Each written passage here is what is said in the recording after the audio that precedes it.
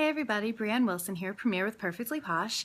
I just got back from our day away last week in New York City, and in our leadership meeting, Andrew McBride spoke about our Posh Gang sign. Now, obviously it's not really our Posh Gang sign, but that is what we affectionately know it as, and it is this. Now, I just wanted to go over really quick what that is because I think that this is actually a really important bit of information for people, especially people who are, consultants with the company looking to build a team and having some frustration with either the people that they're recruiting or their team and how it is working.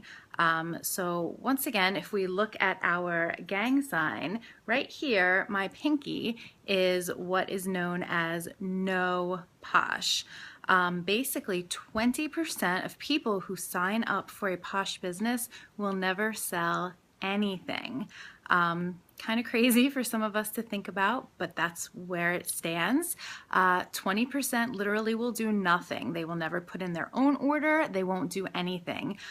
They will sign up, they will get their kit, and you'll never hear from them again. They'll fall off with terminations, and that will be that. The biggest group right here in the middle, that is what is known as social posh. These people could be anywhere from people who just put in their 300 every 6 months, their minimum to remain active, to people who are putting in orders every few months, maybe 1 month of 200, next month nothing, the following month 100. They're people who are socially working their business. They are getting sales here and there. They may be doing parties, but they may not. Maybe some of them are just ordering them for themselves for the discount. But that is 60% of everybody who signs up for Posh will fall into this category of social posh. Your team and the whole company are made up mostly of social poshers. These are people who may not have any real big goals with Posh. Some of them do it just because it's fun. Some of them do it just because they like the products, but they're not really interested in the business standpoint of it. Some of these, most of these people, they don't have any real goals to advance. They are not interested in building a team. They're not interested in recruiting. They're just interested in selling here and there, buying here and there, and just having a social business. And that is perfectly okay. But it's important for people to realize that about 60% of the people that you recruit, 60% of the people who end up on your team are going to fall into this category of being a social posher.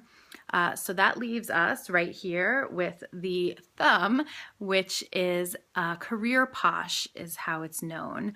These are people who are looking to advance. These are people who at minimum put in their $200 to qualify every month, though most of them are putting in $500 or more a month. These are people who are recruiting.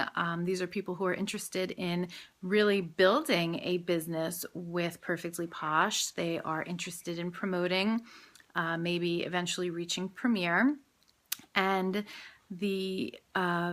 this group of people, again, makes up only 20% of the people that you are going to have on your team, only 20% of the entire consultant base. So the reason that this is so important to know is because I really see myself as a team leader, a lot of smaller teams on my downline who are struggling to get their team volume, who are struggling to reach their recruiting goals, and they are looking at people on their team to be producing things that they're just not interested in producing. They're not interested in recruiting. They're not here to recruit. They're not interested in putting in even their $200. It doesn't matter to them if they qualify or not. So they have their team leaders who are setting team goals and setting these goals for the people on their team with, one recruit for everybody on my team. Well, you may have 2 people on your team who are kidnappers who are never going to do anything. You may have another 5 people who are very much so social poshers who don't want to recruit, who aren't working Posh this month and had no intention of working Posh this month. So as always, it's really a numbers game. If you're looking at 20% of your team who is consistently working, the bigger you can get your team as a team leader, the bigger that 20% will be, the bigger that 20% will get, and the more people you'll have coming on who are interested in Posh as a business, are interested in recruiting and growing their own team, which obviously in turn will grow your team. But again, as I said, there's absolutely nothing wrong with being a social posher. That's the majority of the people that we have are social poshers. They're the lifeblood of your team. They are, obviously a huge part of your team's success.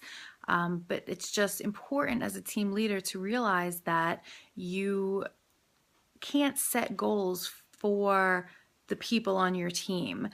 Different people have different goals, and that's perfectly okay. But it's a good idea to the people who you see who are consistently producing, who are putting in, at least being qualified every month, who are recruiting, work with those people, find out what those people's goals are, and work with them to help them build their team, which in turn will help you build your team. So once again, to all my Posh homies, just kidding. Sorry, I'm a total dork. All right, have a good day, guys.